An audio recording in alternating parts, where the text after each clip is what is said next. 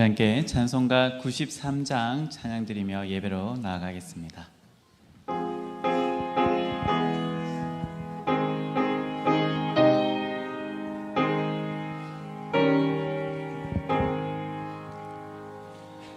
예수는 나의 힘이요 내 생명 되시니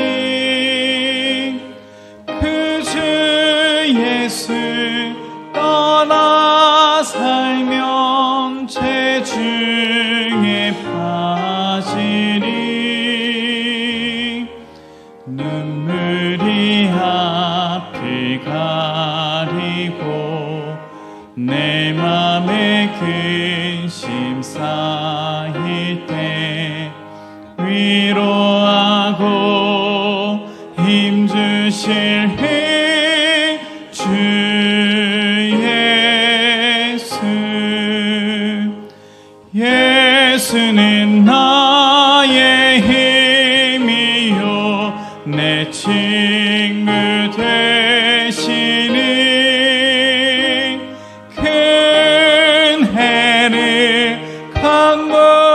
강구하며 풍성히 받으리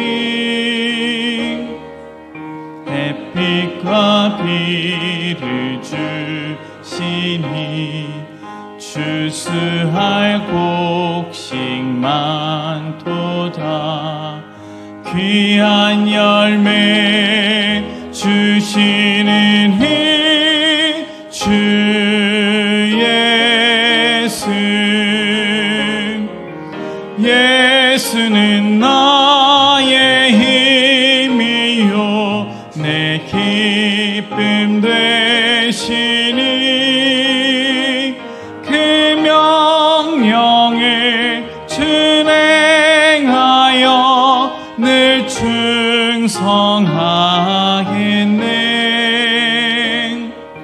주야로 보호하시며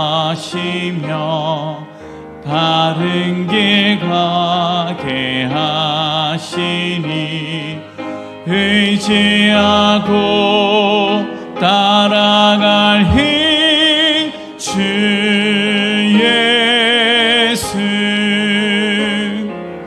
예수는 나의 힘이요 내 소망 되시니 이 세상을 떠나갈 때 곧 영생 얻으리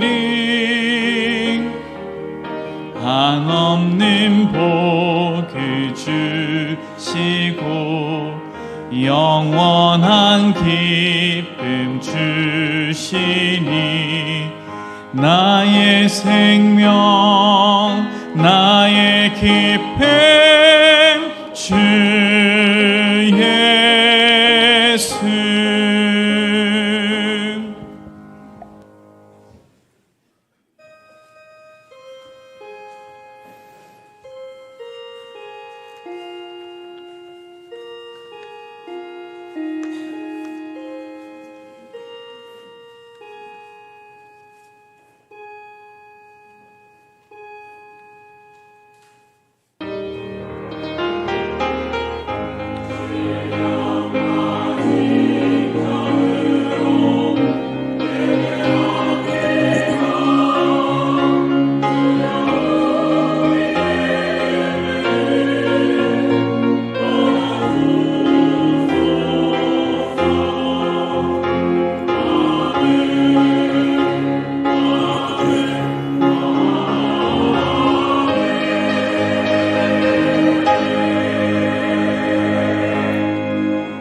하나님, 오늘은 추석 명절 맞이하여 온 가족들 함께 하나님을 예배하기 위해 한자리에 모였습니다.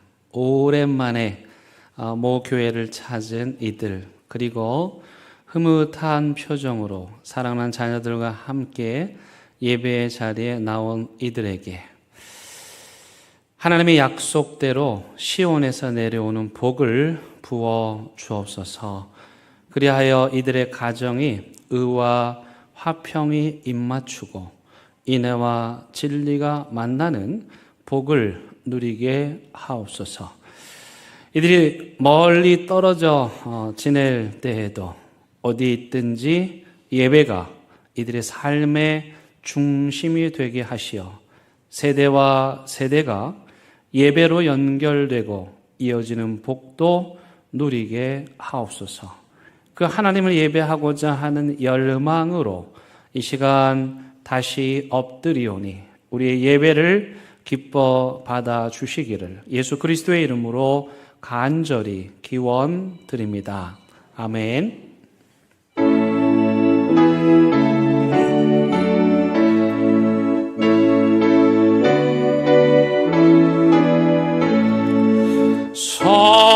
성도여 다 함께 할렐루야 아멘. 주 찬양하여라 할렐루야 아멘. 주 보좌 앞에서 택하시는 다 찬송하여라 할렐루야 아멘. 만문을 열어라 할렐루야 아멘. 온 하늘 울려라 할렐루야 아멘. 인도자 되시며 친구가 되신 주 그 사랑 끝없다 할렐루야 아멘. 주 찬양하여라 할렐루야 아멘. 찬양엔 끝없다 할렐루야 아멘. 거룩한 집에서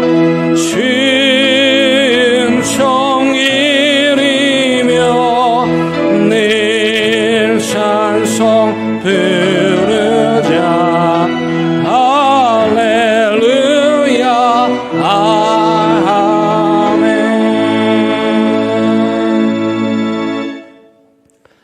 새 노래로 여호와께 노래하라. 온 땅이여 여호와께 노래할지어다.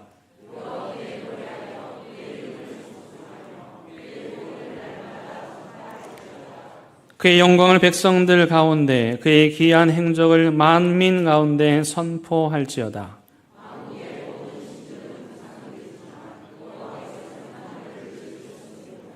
존귀한 위엄이 그의 앞에 있으며 아름답고 거룩한 것으로 여호와께 예배할지어다. 하늘은 기뻐하고 땅은 즐거워하며 바다와 거기에 충만한 것이 외치고 그때 숲의 모든 나무들이 여호와 앞에서 즐거이 노래하리니 그가 의로 세계를 심판하시며 그의 진실하심으로 백성을 심판하시리로다. 아멘. 나는 전능하신 아버지 하나님 천지의 창조주를 믿습니다. 나는 그의 유일하신 아들 우리 주 예수 그리스도를 믿습니다. 그는 성령으로 잉태되어 동정녀 마리아에게서 나시고 본디오 빌라도에게 고난을 받아 십자가에 못 박혀 죽으시고 장사된 지 사흘 만에 죽은 자 가운데서 다시 살아나셨으며 하늘에 오르시어 전능하신 아버지 하나님 우편에 앉아 계시다가 거기로부터 살아있는 자와 죽은 자를 심판하러 오십니다. 나는 성령을 믿으며 거룩한 공교회와 성도의 교제와 죄를 용서받는 것과 몸의 부활과 영생을 믿습니다. 아멘. 이 시간 자리에 앉으셔서 하나님과 여러분만이 아는 은밀한 죄를 침묵 가운데 고백하는 시간 갖겠습니다.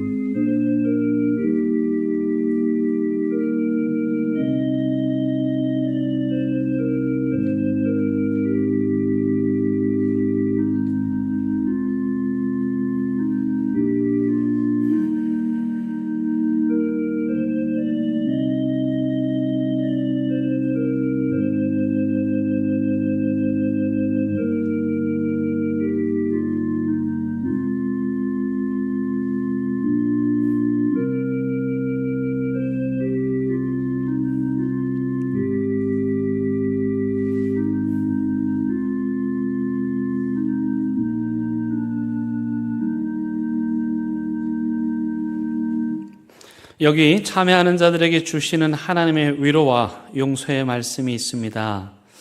여호와가 너를 항상 인도하여 메마른 곳에서도 내 영혼을 만족하게 하며 내 뼈를 견고하게 하리니 너는 물된 동산 같겠고 물이 끊어지지 않은 샘 같을 것이라. 내게서 날 자들이 오래 황폐된 곳들을 다시 세울 것이며 너는 역대의 파괴된 기초를 쌓으리니 너를 일컬어 무너진 데를 보수하는 자라 할 것이며 길을 수축하여 거할 곳이 되게 하는 자라 하리라. 아멘.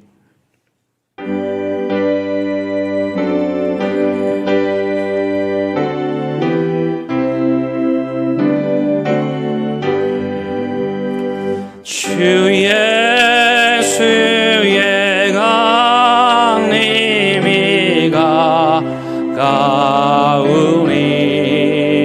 저 천국으로 어딜 자 회개하라. 주 성령도 너희를 부르시고 무천사도 나와서 영접하네. 주 예수님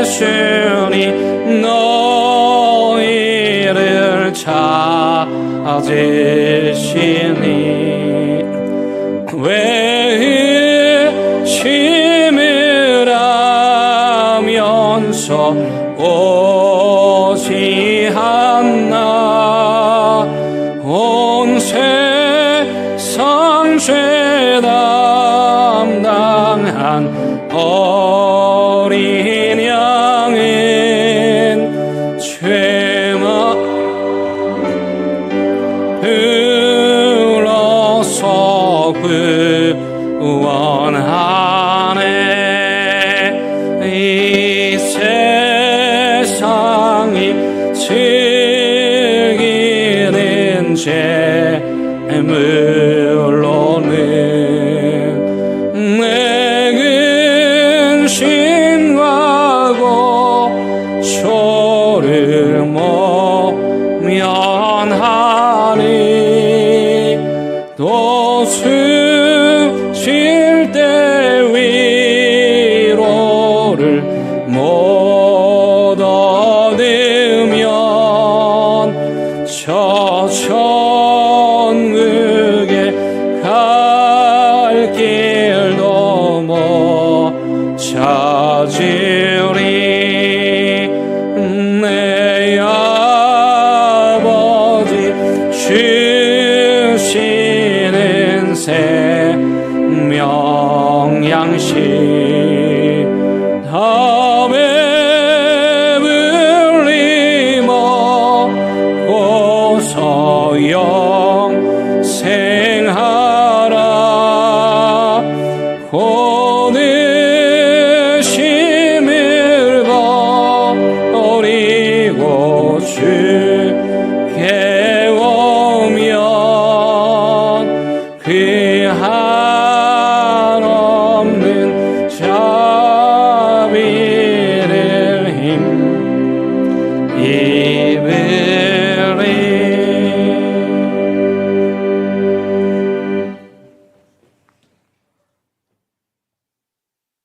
하나님 아버지, 걱정과 고민과 고통이 있을 수밖에 없는 이 땅의 하루하루를 저희들이 견디며 지난 한 주간을 지낼 때 거룩한 은총 속에서 지켜주셨다가 부활의 날, 주의 날에 불러주셔서 저희들이 모여서 함께 영광 올려드리며 예배합니다.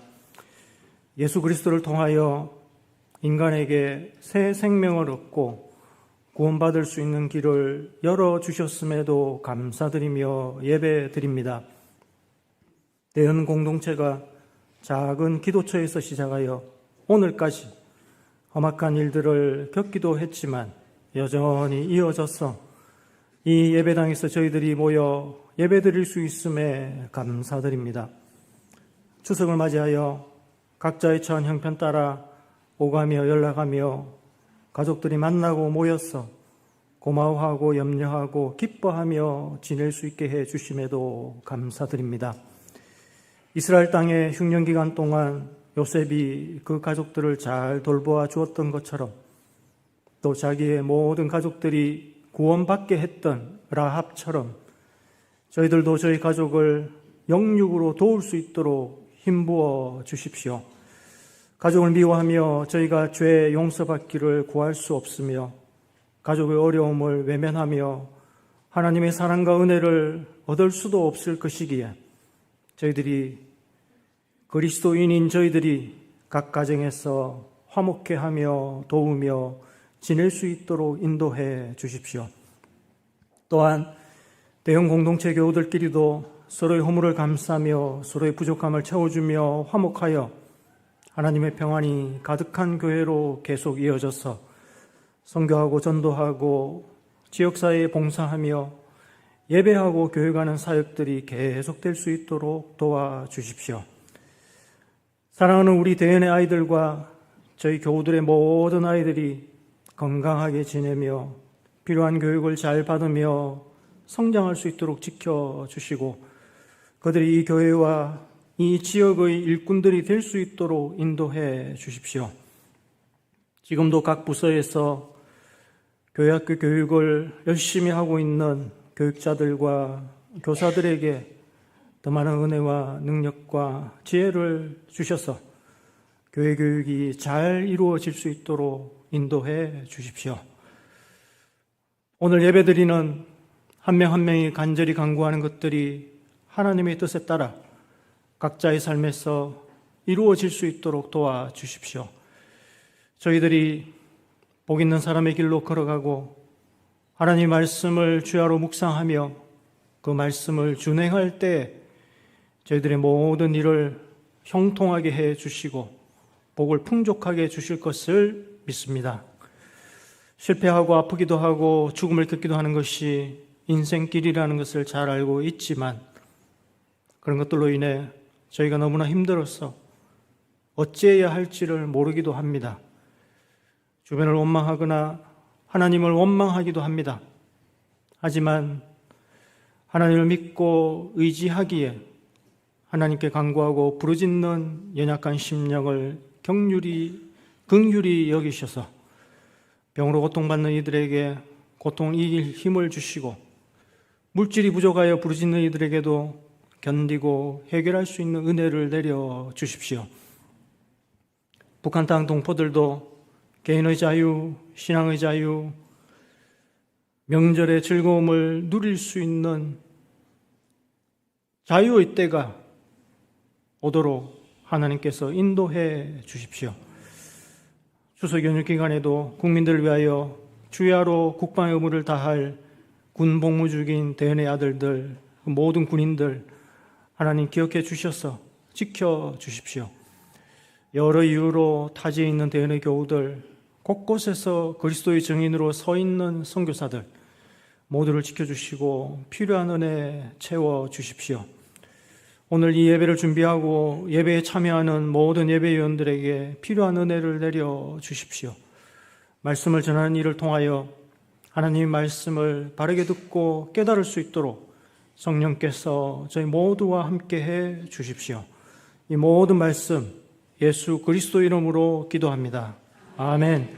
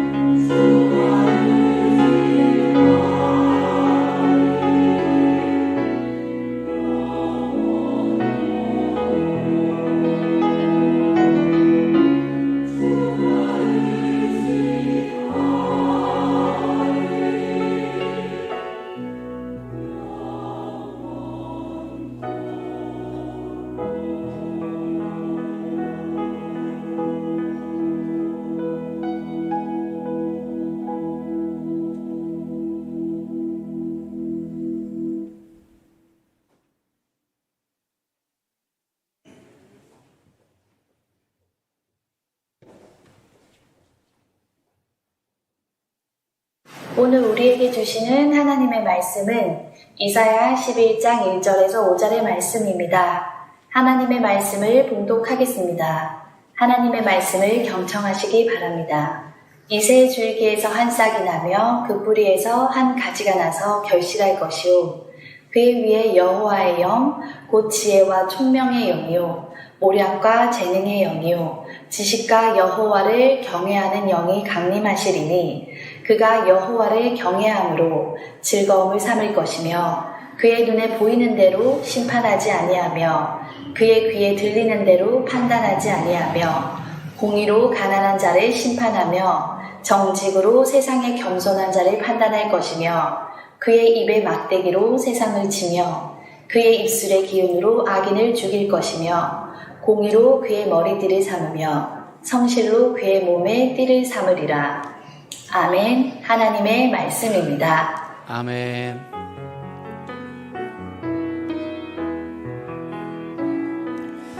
이 말씀 따라 사는 동안 지치지 않게 하시고 이 말씀 따라 사는 동안 주님 나라 이루소서. 이쁘죠? 엄마 말고 딸.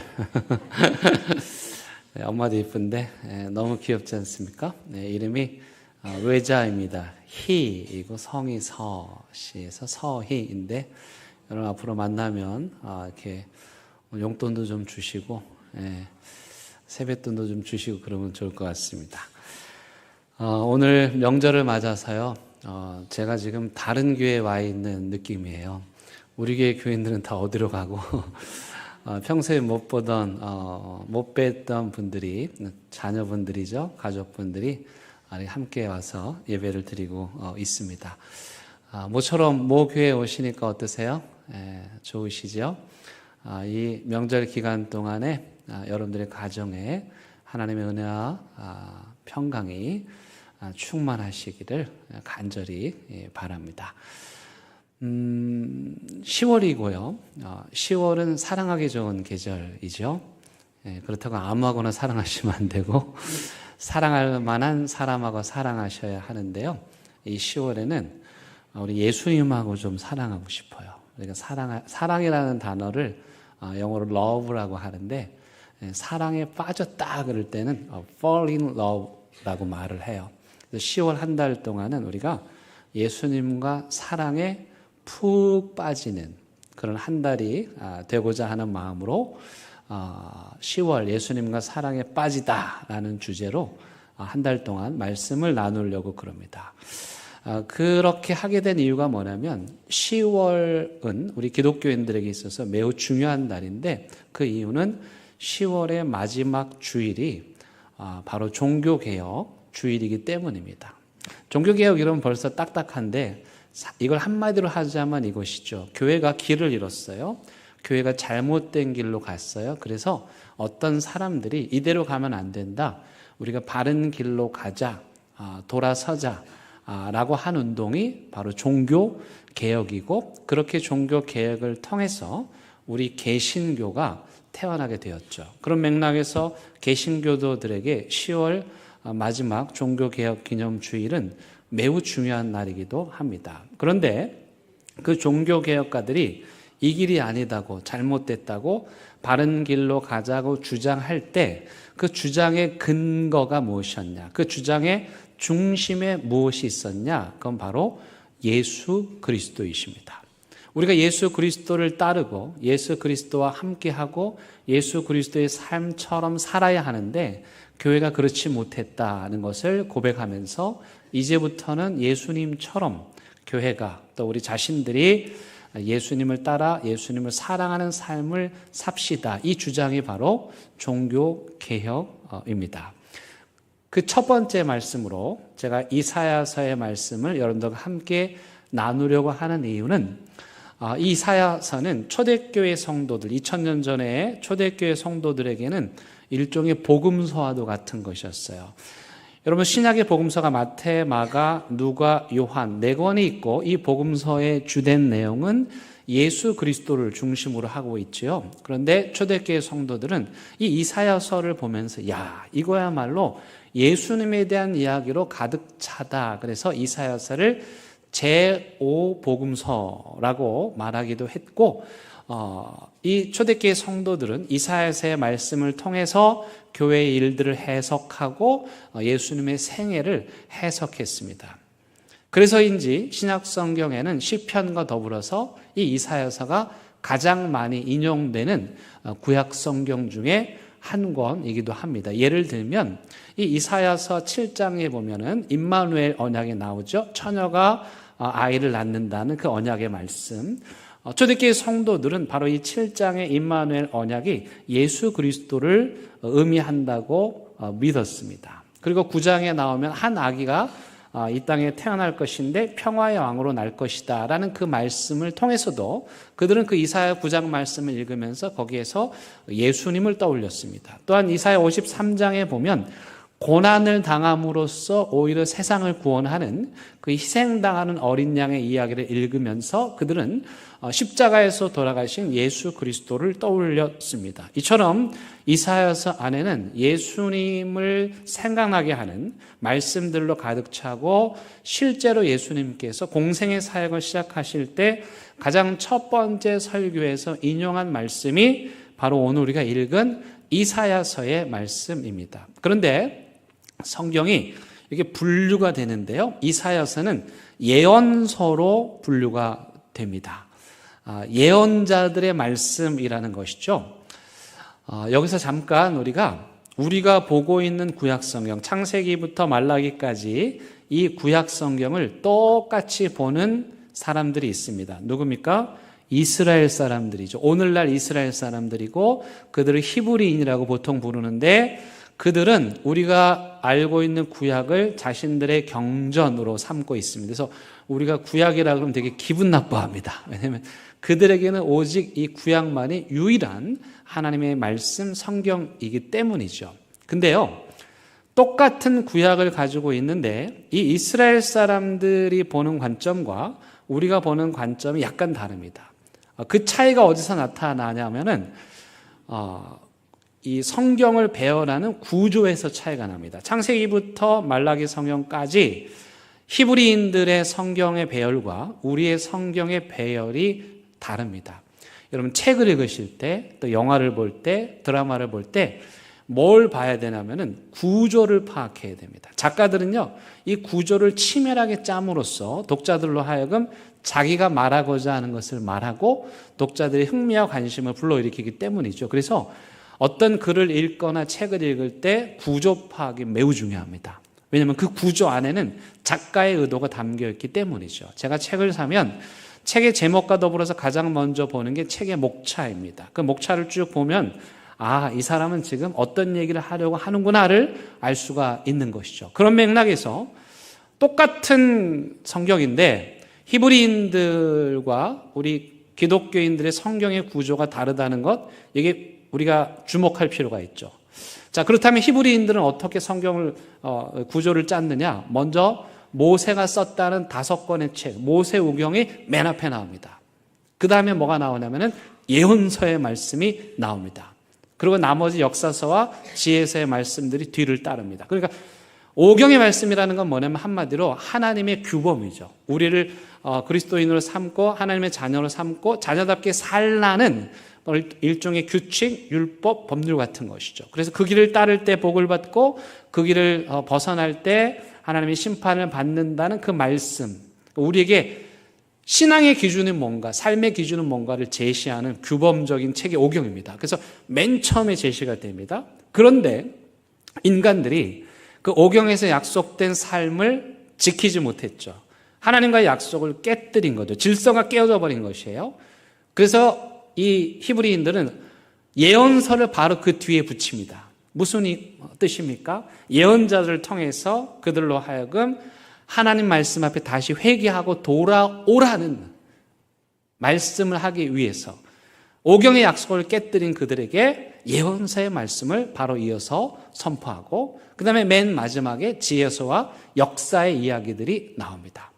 반면에 우리 개신교, 우리 기독교는 오경으로 시작되는 것은 똑같습니다. 창세기부터 신명기까지. 그런데 그 뒤에 예언서가 오지 않고 우리는 역사서가 먼저 옵니다. 어떤 의도냐? 하나님이 우리에게 주신 약속의 규범들을 깨뜨린 인간들이 어떤 삶을 살았는지를 역사를 통해서 보라는 것이죠. 이해가 되시죠? 예. 이렇게 하나님의 약속을 깨뜨리고 살아간 사사기 시대부터 그 11개의 시대들을 보면서 그 역사 속에서 교훈을 얻으라는 것이죠. 그 다음에 맨 뒷부분에 히브리 성경은 예언서가 두 번째로 오는데 우리 성경은 예언서가 맨 뒷부분에 나옵니다. 무슨 뜻입니까? 이제 그 하나님의 약속을 깨뜨리고 역사 속에서 처절하게 그 실패를 경험한 것을 봤으니까 어떻게 하라는 것이죠? 다시 하나님께로 돌아오고 하나님께 돌아올 때 희망이 있다. 이걸 선포하는 거죠. 그래서 예언서 안에는 하나님을 등지고 하나님을 떠난 인간들을 향한 정말 서슬퍼런 심판의 말씀도 들어있지만 그러나 궁극적으로는 그들을 다시 하나님께로 돌이키는 희망의 말씀들로 가득 차 있는 것이죠. 그래서 우리가 읽는 구약의 마지막에 말라기서인데 그 말라기서에서 말하는 건 뭐냐면 우리 아직 절망할 때가 아니고 우리에게 희망이 있다. 그러므로 우리는 그 희망을 찾아 나서야 한다라는 말씀을 선포합니다. 그리고 바로 그 뒤이어서 신약이 오는데 그 신약의 첫 번째 책들이 복음서이죠. 그 복음서의 내용이 주인공이 누굽니까? 예수 그리스도이십니다. 그러므로 우리의 성경의 배치는 예언자들이 우리의 희망이 있다.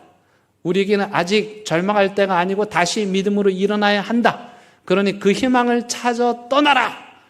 라는 말씀으로 끝나는데 거기에 신약의 저자들이 바로 그 구약의 예언자들이 말한 메시아가 구원자가 희망이 누구라는 것입니까?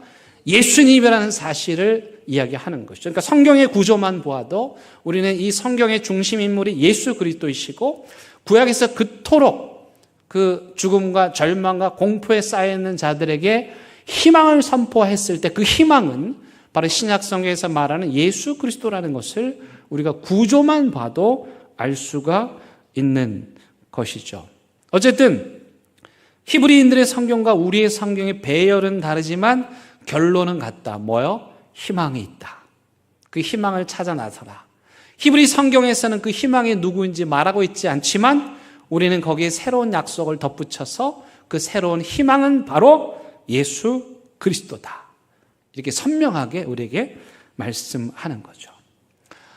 이러한 그 배경 속에서 이 이사야서를 이해할 수 있는 역사적인 시대 배경을 좀 더 살펴봐야 되는데요. 이 시대가 어떤 시대였냐면 두 개의 강대국에 끼어서 이 남북 이스라엘 백성들이 고통당하던 때였습니다. 이스라엘 백성들이 남과 북으로 갈라져서 분열돼서 오랫동안 살았잖아요. 근데 늘 왼쪽에 있었던 이집트 대제국의 눈치를 보면서 때로는 신하기 지내기도 때로는 이집트의 공격을 받기도 하지만 그러나 이집트라고 하는 거대한 제국 옆에서 이집트의 눈치를 보고 근데 꼭 그 티그리스 유프라테스 강 유역의 중동에서 새로운 강자들이 새로운 제국이 일어납니다. 아수르이고 바벨론이고 페르시아죠. 근데 그 새로운 강자들이 일어날 때 양쪽 사이에 낀 이 북이스라엘과 남쪽 유다는 어떻게 해야 됩니까? 양단 간의 결정을 해야 되는 것입니다. 계속 친했던 이집트하고 친하게 지낼 것인가? 아니면 새로운 신흥 강자 아수르하고 친하게 지낼 것인가? 이 선택의 여하에 따라서 나라의 운명이 뒤바뀌는 거예요. 그러니까 항상 이스라엘 안에는 어떤 주장이 있겠습니까? 야, 우리가 이집트하고 지낸 지가 하루 이틀이냐? 우리가 남이가? 그러면서 우리는 이집트하고 끝까지 함께 있어야 돼. 이런 이집트파가 있었고 반대로 야, 정신 차려. 이집트는 끝났어. 이제 힘이 없어. 새롭게 등장한 그 신흥 강국 아수르. 여러분 제국 중에서 가장 포악한 나라가 아수르거든요. 이 아수르에게 우리가 잘 보여야 돼. 이런 친 아수르파들이 안에서 맨날 싸우는 거예요. 여러분 그러면 해답은 뭡니까? 그때마다 힘 있는 나라에 붙어야 됩니까? 근데 참 희한한 거는 이스라엘이 그때마다 잘못 짚었어요. 이집트하고 손잡아야 될 때 아수르하고 손잡고, 아수르하고 손잡아야 될 때 이집트하고 손잡아가지고 북이스라엘은 722년에 아수르에서 멸망하게 되고, 그리고 이 아수르가 북이스라엘을 점령하고 다시 남쪽으로 내려와서 이 유다를 포위하고 협박을 하고 있는 그런 상황입니다. 그런 상황 가운데에서 이사야가 11장 1절에서 이렇게 말씀을 합니다. 여러분 한번 보시기 바랍니다. 이새의 줄기에서 한 싹이 나며 그 뿌리에서 한 가지가 나서 결실할 것이다. 세상에 지금 이집트라고 하는 거목, 그 다음에 아수르라고 하는 거목들이 저 위에서 으르렁거리고 있는데, 지금 이사야는 뭘 말하는 것입니까?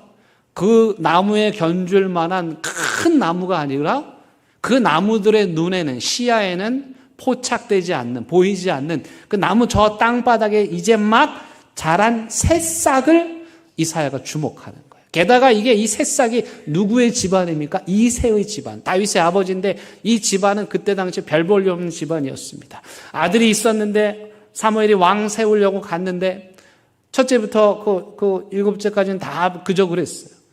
또 아들이 없냐 봤더니 한 명이 있었는데 그게 다윗이죠. 이 다윗은요, 이 면접에도 초대받지 못했던 정말 별 볼일 없는 인간이었죠. 그런 집안에서 한 싹이 난다는 거예요. 지금 당장 이스라엘은 아수르냐 바벨로니아를 선택해야 되는데, 이집트냐 아수르냐를 선택해야 하는데, 이사야는 그 거대한 숲 바닥에 이제 막 싹 틔운 그 한 싹을 주목합니다. 그런데 지금 눈으로 보기에는, 세상의 관점에서 보기에는 그냥 지나가다가 누가 밟으면 쓰러져 버릴 아무런 힘도 없는 그 한 싹에게 2절부터 놀라운 일들이 일어납니다. 여러분 2절에 보니까 그의 위에, 새싹 위에 여호와의 영이죠. 하나님의 성령이 임하는데, 그 하나님의 성령이 어떤 능력을 주느냐? 지혜와 총명, 모략과 재능, 지식과 여호와를 경외하는 영을 그에게 부어 주는 거예요. 그 하나님의 거룩하신 성령이 이집트라고 하는 거목과 아수르라고 하는 거목에 임하지 않고 그 땅바닥에서 이제 막 피어난 가녀린 새싹 위에 임했더니 거기에 어떤 일이 일어납니까? 그 시대를 주름잡고 그 시대를 이끌 수 있는 지혜와 총명과 모략과 지식과 여호와를 아는 영으로 충만하게 되었다는 거예요. 그 싹에게 성령이 임했더니 그가 온 세상을 다스릴 능력을 갖게 되었다는 것입니다. 그래서 3절에 보니까 그가, 또 그 새싹이 이제는 성령을 받았죠. 가장 먼저 하는 일이 무엇입니까? 여호와를 경외함으로 즐거움을 삼고 하나님을 경외하고, 그 다음 말씀이 중요합니다. 그의 눈에 보이는 대로 심판하지 아니하고 그의 귀에 들리는 대로 판단하지 아니하고. 여러분 요즘 세상은 어떻습니까? 언론이 보여주는 대로, 유튜버가 보여주는 대로 보는 것에 속죠. 그 내막은 다른데 어떤 경우에는 전혀 반대의 사실을 가르쳐 주기도 하고, 그래서 사람들로 하여금 판단력을 상실하게 하는, 세상은 원래 그런 거죠. 눈에 보이는 대로 그것이 옳고 그름과 상관이 없이 판단하고 평가하는데, 이 한 싹이 이 땅을 지배하게, 통치하게 되면 눈에 보이는 대로 판단하지 않는다는 거예요. 그 안에 이면의 사건, 그 속 깊은 사건까지 들여다본다는 것이죠. 이게 이 땅의 새로운 통치자로 온 한 싹의 역할입니다. 그의 등장은 이미 썩을 대로 썩어버린 아수르와 이집트라고 하는 그 거대한 거목, 교만해져서 목이 꼿꼿해져서 하나님의 사람들을 짓밟고 있는 그 나무들을 쓰러뜨리는 것으로부터 시작을 해서, 그리고 다시 그 숲을 다 베어버리고 가녀린 싹들을 통해서 새로운 하나님의 역사를 시작하겠다는 말씀입니다. 여러분 보세요. 새싹의 높이에서 보이는 게 어떤 것일까요? 땅에 기어다니는 것들이겠죠. 그 시대에 높은 이집트 아수르의 눈에는 안 보이는, 그런데 아주 낮은 땅을 살아가는 사람들, 그 거목에 짓밟혔고 그 거목 때문에 고통당했고 압제를 받았던 그 시대의 고통당하는 사람들의 눈높이에 딱 맞으니까 이 새싹이 보는 눈높이에 그의 가시권에서 보이는 사람들을 도와주고 그들의 편이 되어 줄 수가 있는 것이죠. 이게 하나님의 공의입니다. 위에서 내려다보는 아수라 바벨론의 나무는 그저 피상적으로 보이는 대로 판단하지만, 그러나 그 시대에 버려진 가장 낮은 사람들과 함께 눈높이를 하고 있는 이 새싹은 그 시대 사람들과 함께 마음을 같이 하고 함께 울어주고 함께 고통을 나누어지는 그런 지도자라는 것입니다. 4절에 보니까 공의로 가난한 자를 심판하고 정직으로 세상에 겸손한 자를 판단하고, 여기 입이 2번 나옵니다. 그의 입의 막대기로 세상을 치며 그의 입술의 기운으로 악인을 죽인다. 무슨 말씀입니까? 하나님의 말씀이죠. 능력의 말씀이 교만으로 이 세상을 억압하는 자들을 베어내고 갸녀린 새싹들을 다시 움트게 하는, 그 삶을 주목하는 새로운 역사를 일으키시겠다는 것입니다. 여러분, 그렇게 이 한 싹의 성령이 임하고 그가 세상을 다스릴 때 어떤 일이 일어나는지에 대해서 그 뒤에 4가지로 말해주고 있습니다. 여러분, 첫 번째는 뭐냐면 이 한 싹이 성령으로 능력을 입어서 이 세상을 통치할 때 이 땅에 진정한 평화가 찾아온다는 것입니다. 여러분, 6절부터 8절의 말씀은 우리가 그 아동부 다닐 때 노래로 불렀던 말씀이고, 이건 마치 동화이고, 그러나 현실에서는 절대로 일어날 수 없는 그런 그림 같은 이야기인데, 이사야는 바로 그 한 싹이 성령으로 충만해서 이 나라를 다스릴 때, 이 세계를 다스릴 때 이런 일이 일어난다는 것입니다. 자, 어떤 일이 일어나는가 한번 볼까요?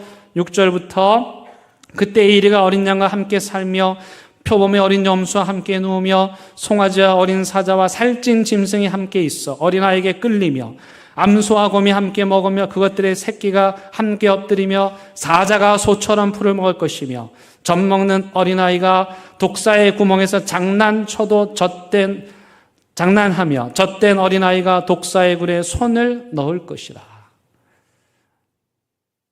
여러분들은 어떻게 생각하십니까? 이런 일이 이 세상에서 일어날 수 있습니까? 육식동물이 초식동물하고 함께 뛰어노는 것입니다. 육식동물들이 이제 더 이상 그 다른 동물들을 잡아먹지 않겠다는 것입니다. 즉, 자신의 배를 채우기 위해서, 자신의 탐욕을 채우기 위해서 다른 사람의 피를 흘리는 그런 일을 하지 않겠다는 것입니다.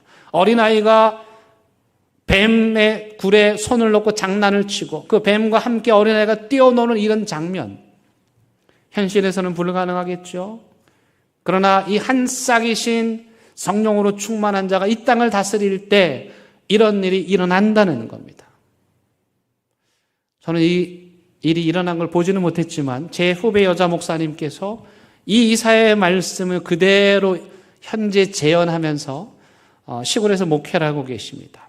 작은 시골 마을에 교회를 개척하셨는데, 이 교회는 어떤 교회냐면은, 여러분 요즘에 애완동물 많이 갖잖아요. 애완동물을 가지고 애완동물을 사랑하는 사람들이 함께 와서 예배를 드립니다. 그러면 예배당 앞에 애완동물을 이렇게 잠시 맡겨놓고 두고 그리고 와서 사람들이 예배를 드리냐, 그게 아니고 이 교회는 사람과 동물이 같이 예배를 드립니다. 제가 가보진 않았지만 아마 개판일 겁니다.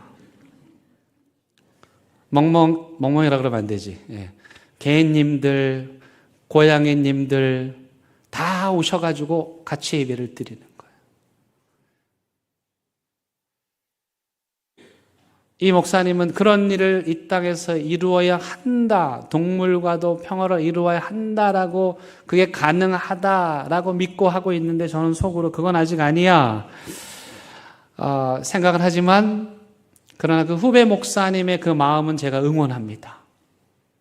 염려하지 마세요. 저는 그렇게 안 할 테니까. 하지만 한 싹이신 성령의 충만한 자가 이 땅을 다스리고 통치할 때 우리는 사자와 함께 예배드리고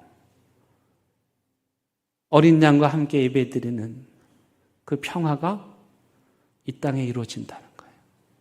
그리고 우리 그리스도인들은 그 평화를 추구하는 사람들입니다. 두 번째는 그 하나님의 성령으로 충만한 한 싹이 이 세상을 다스릴 때 하나님을 아는 지식으로 충만하게 된다. 되게 멋진 시적인 표현이 있는 9절 말씀 보니까 물이 바다를 덮음같이 여호와를 아는 지식이 세상에 충만할 것이라. 여기 하나님을 아는 지식을 머릿속에 남겨두셔야 됩니다. 여러분 유튜브의 지식으로 여러분들의 심령이 채워지면 안 됩니다. 세상의 지식으로 여러분들이 충만하면 안 됩니다. 하나님을 아는 지식으로 충만해져야 됩니다. 하나님을 알 때 그의 인생이 바른 길로 가는 것이죠. 하나님의 마음을 알 때 그 심령이 이 땅에서 하늘의 복을 누리게 되는 거죠. 하나님을 모르고 하나님 없이, 하나님 말씀 없이 우리가 살 수 없는 거예요. 세 번째, 그가 통치하면 떠나간 자들이 다 돌아온다.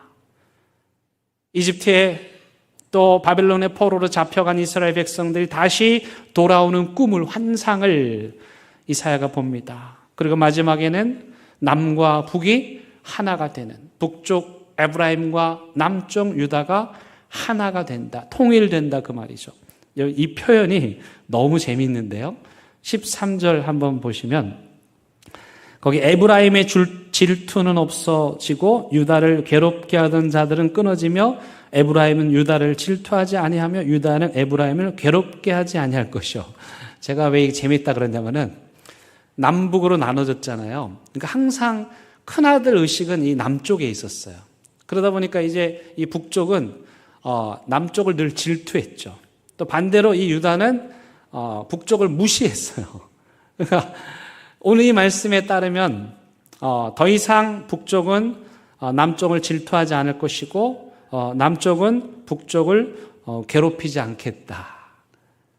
회복이죠. 하나님의 통일, 하나님 안에서 하나 되는 역사를 그리고 있는 것입니다. 여러분 그렇다면 이 땅의 평화를 이루고 하나님의 지식으로 충만하게 하고 떠나간 자들이 돌아오게 하고 남북이 하나 되는 통일을 이루는 이 한 싹, 성령으로 충만한 이 한 싹이 누구입니까? 예, 바로 예수 그리스도이십니다. 신약의 저자들은 이 이사야 11장을 읽으면서 이 한 싹이 바로 예수님이라고 하는 사실을 단번에 알았습니다. 왜? 여러분 예수님이 딱 태어나셨을 때 막 이렇게 막 아우라가 있었습니까? 예수님 태어나셨을 때 막 사람들이 막 주목했습니까?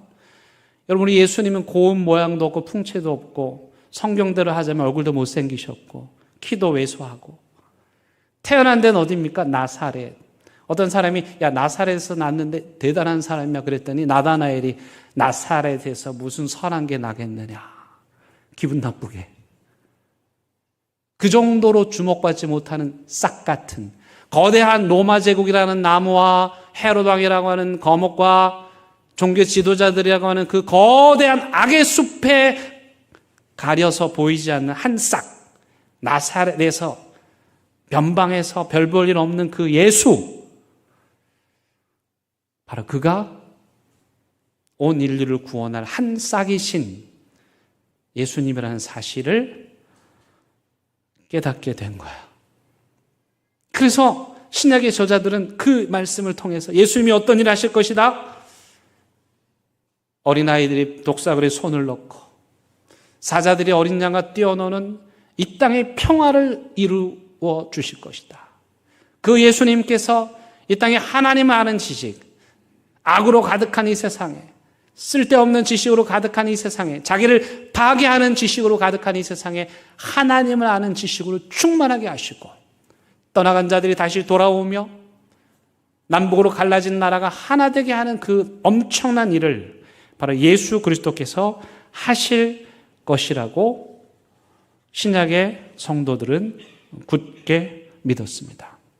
그래서 기독교의 복음이란 바로 주목받지 못했던 그 거대한 숲 속에 사람이 지나가다가 모르고 밟으면 그냥 그걸로 인생이 끝인 그런 힘없는 그런 새싹, 그 새싹과 같은 예수 그리스도께서 온 인류를 구원하신 것처럼 기독교의 복음이란 이 땅을 살아가는 그 수많은 새싹들을 통해서 교만한 거목들이 아니고 다 썩을 대로 썩어버린 그 큰 나무들이 아니고 이제 다시 새롭게 피어나는 그 한 싹 같은 인생들을 통해서 하나님은 하나님의 역사를 이루어 가시는 분이십니다.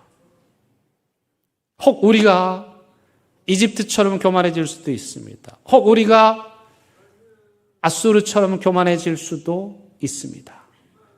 여러분, 그럴 때는 기억하십시오. 하나님은 그런 사람들을 다 베어버리십니다.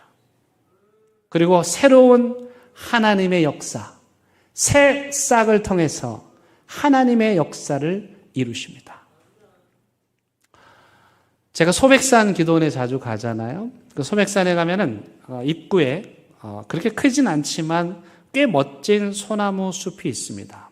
오래된 소나무 숲입니다. 그런데 이게 그 한두 번 가본 사람들은 잘 못 보는데 아름답다 그러고 그냥 가는 거죠. 근데 자주 가면 그 커다란 소나무 숲 아래에 진짜 요만한 새싹들이 자랍니다. 놀라운 일이에요. 그 거목들이 쓰러지고 교만한 자들 하나님 베이고 썩은 나무들이 다 쓰러지더라도 하나님께서는 아직 남아있는 새로운 희망의 새싹들을 통해서 하나님의 역사를 이루어 가시는 분이십니다. 요즘에 전 세계가 돌아가는 이 모습을 보면 마음이 좀 편하진 않은데 어떤 형국이냐면 제가 볼 때 이런 거예요. 여러분 옛날에 그 권투시합 보셨죠? 요즘 젊은 분들은 이제 격투기 볼 텐데 권투시합을 하러 올라가기 전에 두 선수가 어떻게 합니까? 서로 으르렁거리면서 내가 더 힘이 세 이러면서 막 눈싸움을 하고 막 서로 기를 죽이려고 막 그러는 거잖아요.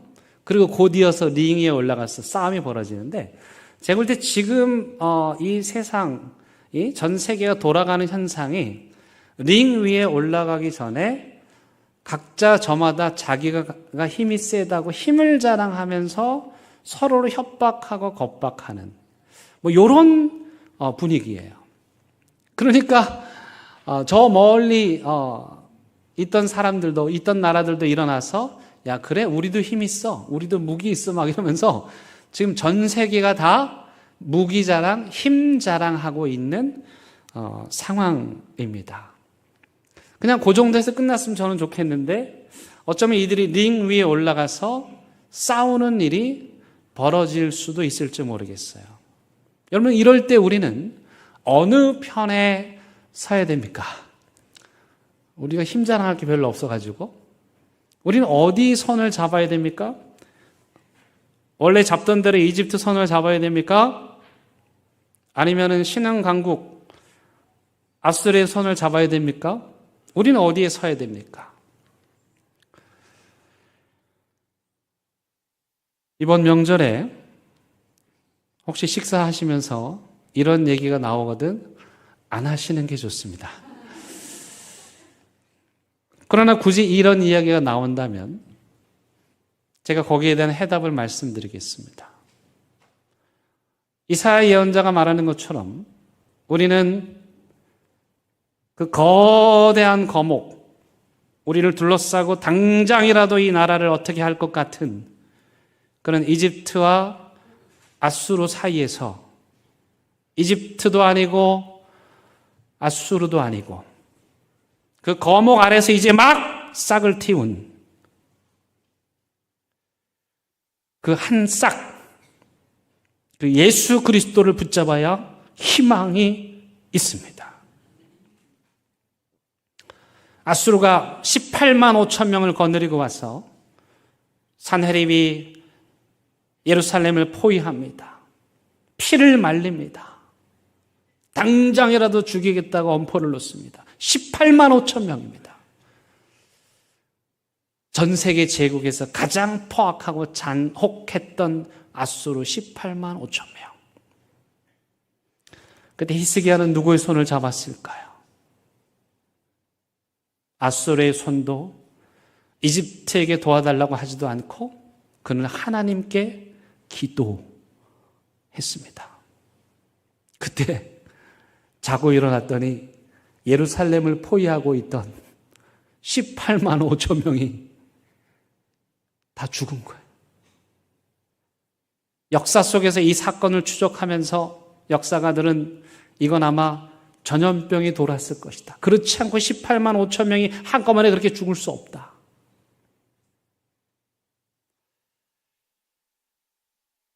사랑하는 대형교회 성도 여러분, 이 세상이 아무리 큰 소리를 쳐도 우리가 붙잡고 의지할 분, 그분은 예수 그리스도 한 분뿐임을 기억하시기를 바랍니다.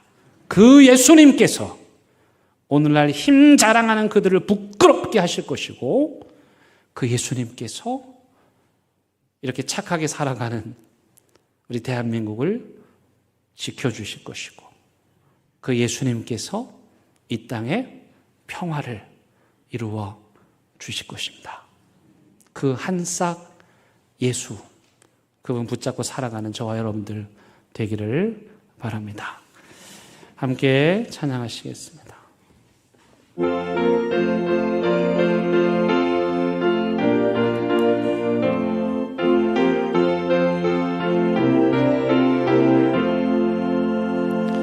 내 진정 사모 아닌 친구가 되시는 구주 예수님은 아름다워라.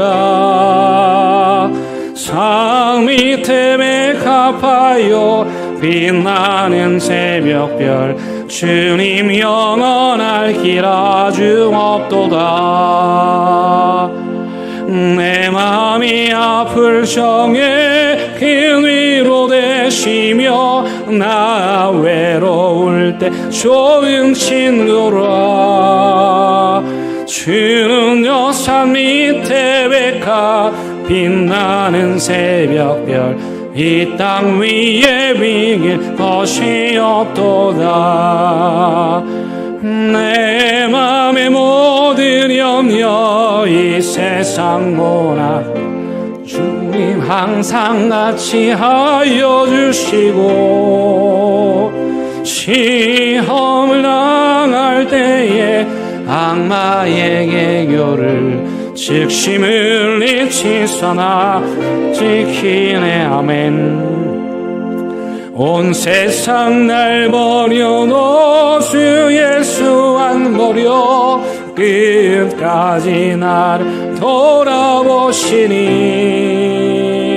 주는 여산 밑에 백합, 빛나는 새벽별, 이 땅 위에 비길 것이 없도다. 내 맘을 다하여서 주님을 따르며 길이 길이 나를 사랑하리니. 물불이 두렵지 않고 장검이 겁없네. 주는 높은 산성 내 방패시라. 내 영혼 먹이시는 은혜 누리고, 나 친히 주 뵙기 원하네. 주는 여상 밑에 백합, 빛나는 새벽별, 이 땅 위에 미길 것이 없도다. 아멘. 함께 기도하시겠습니다. 하나님, 거대한 나무숲 사이에서 숨조차 제대로 쉬지 못하고 살아가는 이 땅의 가녀린 새싹 같은 인생들, 하나님은 그들을 주목하시고 그런 예수님 통해서 온 인류를 구원하여 주셨습니다. 역사의 큰 안목에서 우리가 지혜를 얻고 이런 어려움 중에도 하나님을 붙잡고 의지하며 역사의 시선에는 포착되지 않지만 도도하게 흘러온 그 예수 그리스도, 그분이 이 세상을 살리고 이 나라의 민족을 살리고 구원하신다는 사실을 마음속 깊이 새기게 하여 주옵소서. 예수님의 이름으로 기도드립니다. 아멘.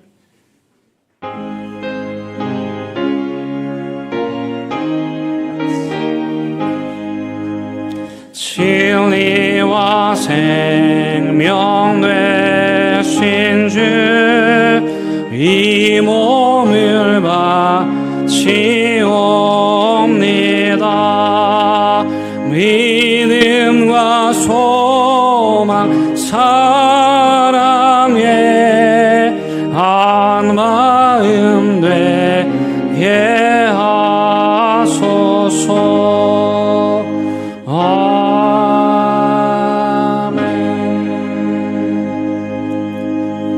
하나님, 이 세상은 저마다 다 커다란 거목들 앞에 고개를 숙이는데 우리는 이 세상 역사에는 포착되지 않지만 이 땅의 진정한 평화를 가져다 줄 한 싹의 신 예수 그리스도를 바라보고 믿음으로 그분께 귀한 예물을 올려드립니다.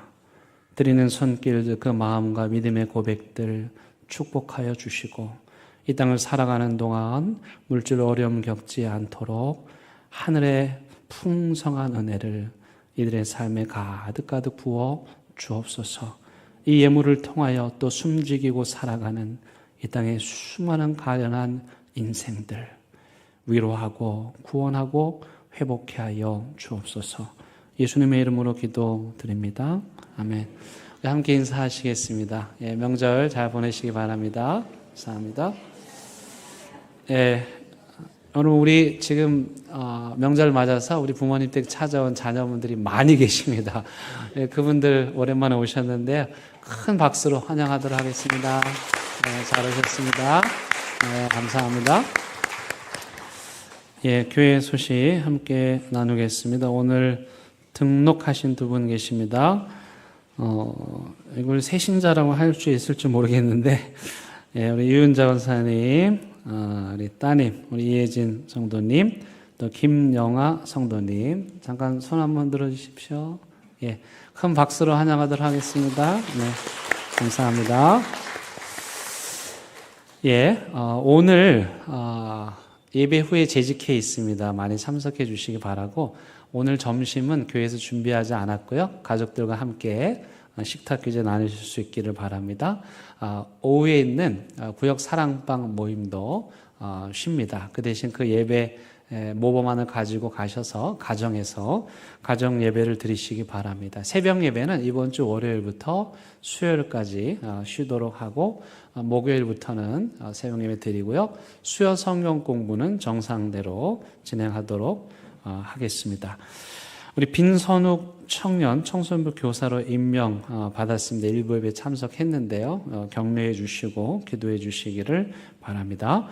우리 기쁜 소식입니다. 우리 정혜리 성도님 우리 교회 등록해 주셨고요. 우리 김대원 장로님, 또 이용희 권사님 성경일독 축하드립니다. 우리 박수 한번 하겠습니다.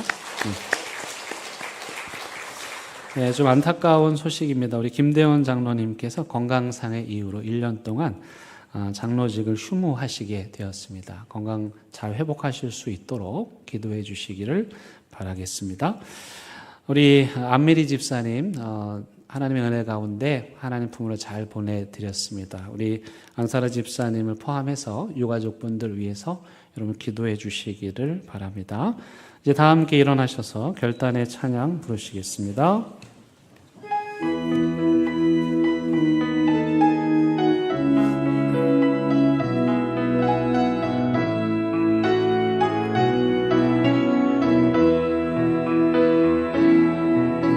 그 선한 힘에 고요히 감사하여